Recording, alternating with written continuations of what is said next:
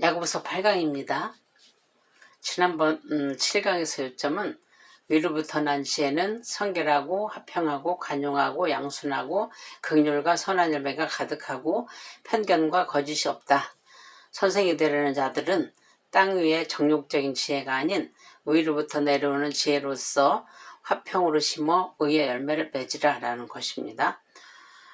오늘은 야고보서 4장 1절로 12절 말씀으로 제목은 세상과 벗하지 말라 라고 정했습니다. 인디언 우화에 인간의 내면에서 벌어지는 선과 악의 다툼에 대한 그 우화가 있는데, 사람의 마음속에는 착한 개와 나쁜 개 두 마리가 살고 있는데, 그 나쁜 개는 분노, 시기, 질투, 슬픔, 그런 이제 나쁜 것들이고, 착한 개는 평화, 사랑, 희망, 겸손, 친절, 자비심, 믿음 이런 좋은 것들인데, 이 둘은 항상 싸운답니다. 그런데 둘이 싸우면 어떤 개가 이기느냐? 누가 이길까요? 나쁜 개가 이길 것 같죠.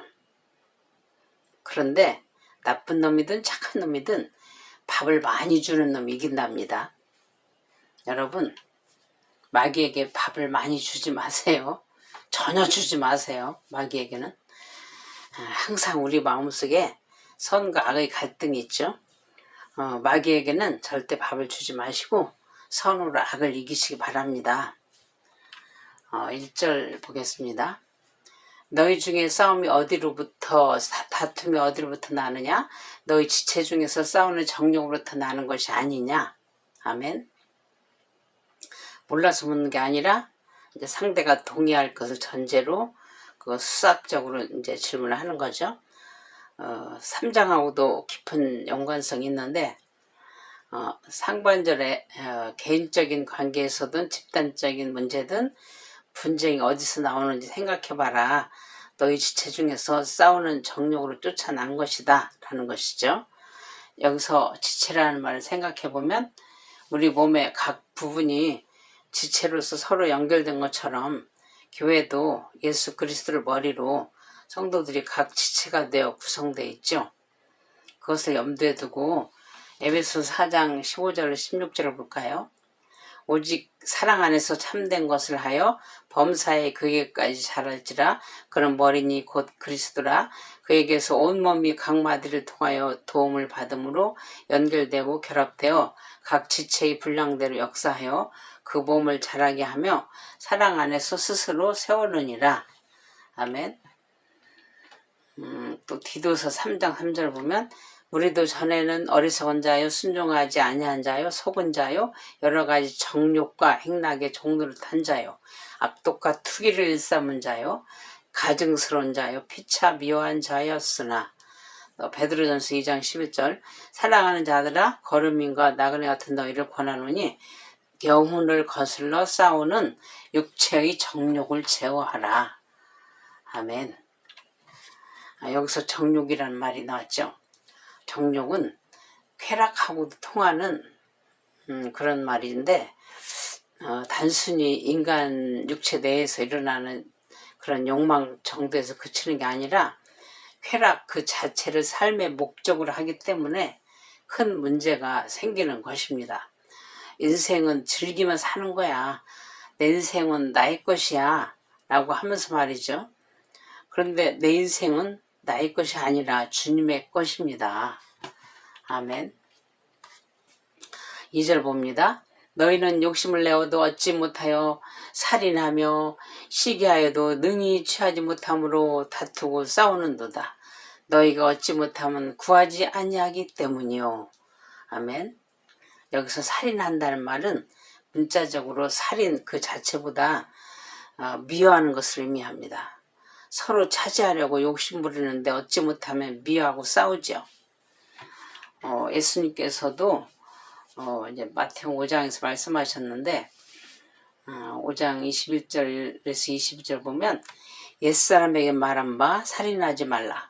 누구든지 살인하면 심판을 받게 되리라 하였다는 것을 너희가 들었으나 나는 너희에게 이르노니 형제에게 노하는 자마다 심판을 받게 되고 형제를 대하여 라가라 하는 자는 공회에 잡혀가게 되고 미련한 놈이라 하는 자는 지옥불에 들어가게 되리라 라고 했는데, 출애굽기 20장하고 신명기 5장에 나오는 십계명을 인용해서 그 재해석해 주신 말씀이죠. 요한일서 3장 15절에도 보면 그 형제를 미워하는 자마다 살인하는 자니 살인하는 자마다 영생이 그 속에 거하지 아니하는 것을 너희가 아는 바라 라고 사랑의 사도 요한이 그 사랑을 강조하며 하는 말씀이죠. 쾌락은, 욕망이란 것은 채워지면 채워질수록 바닷물을 마시는 것처럼 더 갈증을 유발하고 부족함을 느끼고 좌절의 연속을 겪게 될 뿐입니다. 솔로몬 보세요. 1000명의 여자를 두고 이 세상에 어느 누구도 누려보지 못한 영광을 누려보고도 결국은 뭐라고 고백합니까? 헛되고 헛되며 헛되고 헛되니 모든 것이 헛되도다 라고 고백하죠. 여기 이제 하반절에서 너희가 얻지 못하면 구하지 아니하기 때문이요 했는데, 그 앞절에서 그 죄의 욕망을 절망으로 끝난다는 것을 말하면서 또 이제 소망을 덧붙이는 거죠. 후히 주신 하나님께 구해야지 왜 세상 정욕으로 싸워서 얻으려 하느냐. 구하고 추구해야 할 대상이 누구인가 확실히 인식해라 이겁니다. 3절을 보겠습니다. 구하여도 받지 못하면 정욕으로 쓰려고 잘못 구하기 때문이라. 아멘. 그런데 우리가 구해야 할 대상은 하나님이신데, 그런데 하나님은 정욕으로 쓰려고 구하는 것은 들으시지 않는다라는 거죠. 그러면 어떻게 기도해야 할까요? 혹시 주님의 영광을 위해서라면서 내 욕심대로 구하고 있지는 않나요? 우리가 기도할 때 잘 알고 있듯이 주님이 가르쳐 주신 기도를 기본으로 기도할 필요가 있습니다. 예수께서 마태복음 6장 33절에서도 말씀하셨죠. 그런즉 너희는 먼저 그의 나라와 그의 의를 구하라. 그래야만 이 모든 것을 너에게 더하시리라 하셨는데, 하나님 뜻대로 구하면 그 이상을 주시고 만족스럽고 감사가 넘칩니다. 하지만 정욕으로 구하면 구한 만큼 하나님이 채워주셔도 잠시 그때뿐 만족이 없습니다. 왜 그런 말이 있죠. 집이 좁아서 평수 넓혀서 이사 갔는데 6개월 지나니까 그것도 좁더라 라고요.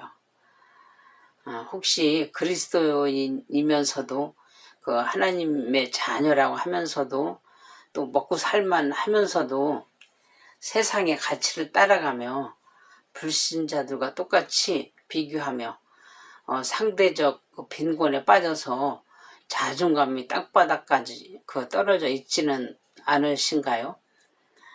교회 안에서도 좋은 옷 입고 좋은 차 타고 다니고 좋은 집에 사는 거 부러워하진 않나요?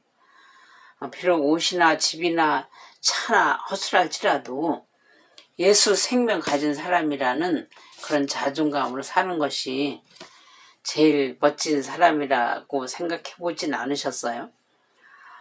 성경은 이 세상에서 그 먹고 사는 이야기 같아도 영적인 이야기를 하는 것입니다. 이 땅은 하늘나라를 준비하는 곳이라니까요. 성경에서 사람들의 이야기가 나오면 그 이야기에 머물러 있으면 안 되고 하늘나라를 말하려고 하는구나 라고 읽어야 합니다. 예를 들면 에베소서 5장에서 사도 바울은 아내는 남편에게 복종해라, 남편은 그리스도가 교회를 사랑하는 것처럼 아내를 사랑해라 라는 그런 말씀을 하는데, 이 땅에서도 질서를 위해서 그렇게 해야 하지만 32절에서 보면 이 비밀이 크도다 나는 그리스도와 교회에 대하여 말하노라 라고 하죠. 성경은 이 땅에서의 문제들을 이야기하더라도 결국은 이제 영적인 것, 영생을 말하려고 천국을 말하려고 우리를 구원하시는 예수 그리스도를 말하려고 있다라는 것입니다. 하여튼 기도에 있어서 정욕으로 가면 채워주셔도 그때뿐인데 우리가 적은 것에도 만족하면서 감사하면 그것이 가장 부유한 것이고 만족을 모르면 그것이 가장 가난한 사람입니다. 우리는 하나님의 아들들입니다. 하나님 우리 아버지는 예수 그리스도 안에서 모든 좋은 것을 우리에게 상속으로 주는 분이십니다. 하나님은 진실하고 참되게 구하는 자, 자신을 낮추고 회개하는 자, 하나님 뜻대로 구하는 자의 기도를 잘 들어주십니다. 4절 보겠습니다. 가늠한 여인들아, 세상과 벗된 것이 하나님과 원수됨을 알지 못하느냐? 그런즉 누구든지 세상과 벗이 되고자 하는 자는 스스로 하나님과 원수되는 것이니라. 아멘. 가늠하는 여인들아 라고 했는데 여자들만 의미할까요? 가늠하는 여인들아, 이 말은 모이칼리데스라고 하는데 여성 명사예요. 그래서 이제 가늠한 여자들이라고 이렇게 했겠지만 야고보는 영적인 말씀을 하려는 것입니다.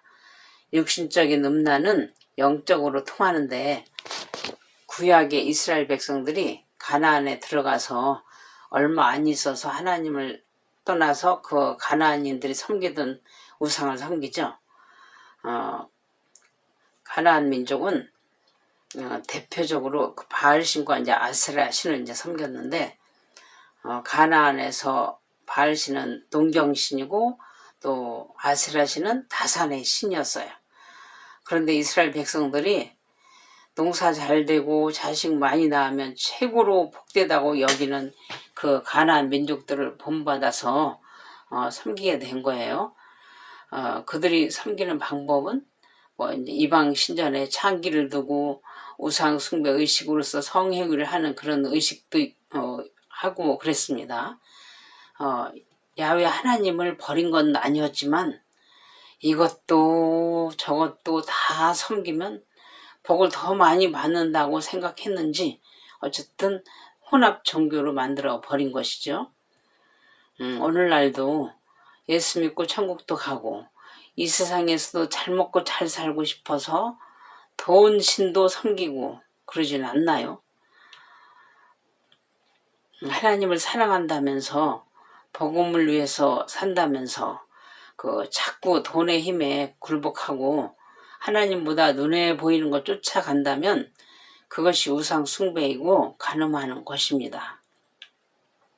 여기서 간음하는 여자들아 그랬는데 우리는 여자나 남자나 다 그리스도의 신부입니다. 구약 성경에서 하나님은 남편, 이스라엘 백성은 아내로 표현을 하죠. 우상 숭배하는 이스라엘을 향하여 음행했다고 하죠. 뭐 호세아, 뭐 예레미야, 에스겔, 말라기 이런 데 보면 나옵니다. 그런데 현대를 사는 이 세상은 과학의 발달로 우리 눈을 사로잡는 것들이 참 많아졌습니다. 대표적으로 뭐 페이스북도 그렇고 뭐 인터넷 서핑하다 보면 보이는 대로 가다 보면 금방 시간을 도둑질 당하죠. 우상은 눈에 보이는 것들 뿐 아니라 또 이제 하나님보다 더 사랑하고 가치를 두는 것은 다 우상입니다. 아무리 훌륭한 사람도 원죄를 가지고 태어난 그 본성이 타락한 인간일 뿐입니다. 예수 그리스도의 십자가의 대속의 은혜로만 우리는 산다고 이렇게 고백할 수밖에 없어요. 하나님 주시는 은혜로 사역도 하고 살아갈 수밖에 없는 그런 존재일 뿐입니다. 아무리 훌륭한 분도 존경을 하되 우상화하지는 마십시오. 야고보는 예수님이 형이었어도 육신에 있을 때의 자기 형이었는데 자랑을 하자면 얼마나 자랑하고 싶었겠어요. 그런데 예수님은 오직 주님으로만 모시고 주님의 삶을 본받아 최고의 법을 지키며 살라고 예루살렘 교회 지도자로서 늘 역사하는 것입니다. 하반절에서 누구든지 세상과 벗이 되고자 하는 자는 스스로 하나님과 원수되는 것이니라 했는데 세상은 이제 하나님을 대적하는 그 악한 영역을 가리킵니다. 세상이 무조건 나쁜 건 아니지만 사람이 세상과 벗된다는 것은 곧 하나님을 대적하고 원수 관계가 된다는 것입니다. 수신자들이 얼마나 그 쾌락과 정욕에 사로잡혀 있는지 그 야고보가 일깨워 주고 있는 것이죠. 세상과 벗이 되고자 하는 자라고 했는데 이것은 이제 하나님께 불충스러운 자들이 자신의 계획된 목적에 따라 고의적으로 세상과 짝한 것을 뜻합니다. 여기서 세상과 벗이 되고자 라고 했죠. 의도적인 표현을 썼죠. 어쨌든 이건 스스로 하나님과 원수되게 하는 것이기 때문에 하나님과 원수된 책임이 그 사람에게 있는 것입니다. 하나님이 자신을 버렸다고 하면 안 됩니다. 스스로 하나님이 떠난 것입니다. 5절 봅니다. 너희는 하나님이 우리 속에 거하게 하신 성령이 시기하기까지 사모한다 하신 말씀을 헛된 줄을 생각하느냐? 아멘. 이 구절은 4절과 연결되어 있죠. 출애굽기 20장에서 보면 이제 10계명 이제 제2계명에서 질투하는 하나님이라고 나오죠. 우상 숭배할 때 질투하신다고 했는데 3, 4대까지 죄를 갚고 하나님을 사랑하고 그 계명을 지키는 자에게는 1000대까지 은혜를 베풀겠다라고 했습니다. 하나님은 남편, 이스라엘은 아내, 우리는 예수 그리스도의 신부입니다. 신부는 신랑만 사랑해야지 다른 남자를 사랑하면 신랑이 질투가 이글이글 타오르다가 결국은 신부를 다시 안 봅니다. 이렇게 그리스도인이 하나님보다 세상을 더 사랑하면 우상 숭배인데 세상과 벗이 되고자 하는 자는 스스로 하나님과 원수되는 것이다라는 것이죠. 하나님이 우리를 얼마나 사랑하시길래 우리 안에 계신 성령이 시기하기까지 사모하신답니다. 부부관계든 연인관계든 사랑을 많이 할수록 상대가 딴 데를 보면 시기 질투가 심한 것입니다. 6절 봅니다. 그러나 더욱 큰 은혜를 주시나니 그러므로 일렀으되 하나님이 교만한 자를 물리치시고 겸손한 자에게 은혜를 주신다 하였느니라. 아멘. 하나님께서 질투하기까지 자기 백성을 사랑하시기 때문에 그 요구하시는 바가 이제 엄격한 거예요. 신랑이 신부를 너무 사랑하면 자신만 바라보라고 하죠. 신부도 마찬가지로 신랑이 딴 여자 쳐다보지 못하게 하죠. 하나님도 신부인 백성을 너무 사랑하셔서 신부가 세상 것에 조금이라도 마음 뺏기지 못하게 그 엄격한 요구를 하는 것입니다. 그렇지만 자신이 부족해도 너무 부족하다는 것을 깨닫고 겸손히 하나님만 바라보며 은혜를 구하는 자에게는 결점도 보완해 주시고 더욱 풍성한 은혜를 주신다는 것입니다. 7절 봅니다. 그런즉 너희는 하나님께 복종할지어다 마귀를 대적하라 그리하면 너희를 피하리라. 아멘. 우리가 하나님께는 철저히 낮아져서 복종해야 하는데 마귀에 대해서는 두려워할 존재도 아니고 대적해서 싸워 이겨야 할 존재입니다. 하나님께 복종하고자 한다면 우선 마귀를 대적해야 합니다. 마귀를 내버려 두고 하나님께 순종하려면 그게 잘 안 됩니다. 마귀는 헬라어로 디아볼로인데 비방하는 자라는 그런 뜻으로 악한 세상의 영역이나 외적인 능력을 가리킵니다. 항상 하나님께 순종하는 것을 방해하는 그 이제 가장 그런 주된 세력이죠. 그리스도인들은 이런 마귀를 두려워할 것이 아니라 강력하게 대적하면 도망갑니다. 쫓아내면. 마태복음 11장 29절에 나는 마음이 온유하고 겸손하니 나의 멍에를 메고 내게 배우라 그리하면 너희 마음이 쉼을 얻으리니 라고 했는데 마귀를 대적하고 철저하게 낮은 위치에서 하나님의 계명에 순종하면서 자신을 하나님의 섭리에 맡기고 말씀의 다스림을 받아야 합니다. 8절을 보겠습니다. 하나님을 가까이 하라 그리하면 너희를 가까이 하시리라. 죄인들아 손을 깨끗이 하라. 두 마음을 품은 자들아 마음을 성결하게 하라. 아멘. 그리스도인들은 마귀를 대적했으면 이제 하나님께 가까이 가야 합니다. 옛 언약 아래서는 동물의 피를 통한 그 희생제사로 이제 하나님께 나아갔죠.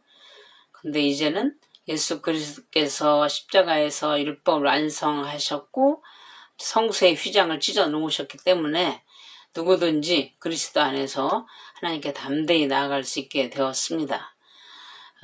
썩어져가는 이제 구습을 버리고 그런 삶을 청산하고 이제 하나님께 가까이 가십시오. 우리가 하나님 가까이 하면 하나님도 우리를 가까이 해주신다고 했지 않습니까? 하반절에서 죄인들아 손을 깨끗이 하라. 두 마음을 품은 자들아 마음을 성결하게 하라. 아멘. 이제 야고보는 두 가지 호칭으로 이제 수신자들 부르고 있죠. 죄인들아 라고 했고, 이제 수신자들이 이제 죄악된 그런 성향의 삶을 이제 살은 그것을 보고 이제 단호히 이제 지적하는 것이죠. 그리고 또 두 마음을 품은 자들아라고 했는데 이제 하나님을 사랑하려는 마음과 쾌락을 즐기려는 마음을 동시에 소유한 것을 가리키죠. 예수께서도 하나님과 세상 두 주인을 동시에 섬기지 못하게 하셨죠. 9절 보겠습니다. 슬픔에 애통함을 울지어다. 너희 웃음을 애통으로 너희 즐거움을 근심으로 바꿀지어다. 아멘. 슬퍼하며 애통하며 울지어다 했는데 왜 슬퍼하며 애통하며 울라는 거죠? 쾌락을 추구했던 자신의 죄악된 삶이 얼마나 비참한지 깨닫고 하나님의 뜻대로 하는 근심을 하라는 거죠. 회개하라는 거죠. 그리고 하반절에 너희 웃음을 애통으로 너희 즐거움을 근심으로 바꿀지어다 했는데 이 구절만 보면 이해가 안 되는 분들도 계실 것 같아요. 왜 웃고 즐거워하는 게 뭐가 나쁘다고 그럴까? 그러니까 문맥을 같이 봐야죠. 혀태 세상과 버타는 죄인들을 향하여 말씀을 했죠.